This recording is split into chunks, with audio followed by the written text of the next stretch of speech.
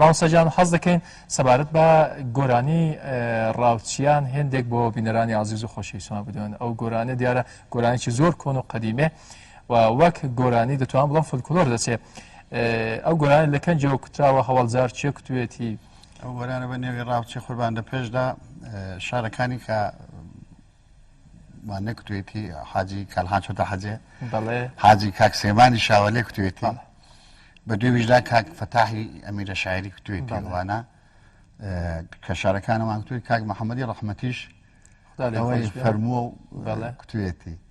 لە دوای کاک محەممەدیش ئەمیش ئەو ڕاوچیانەم کوتوێتەوە. دەستان خۆش بێ و ئەو شۆشێمە دیسان بیسەری ئەو گۆرانێ خۆشە بێت.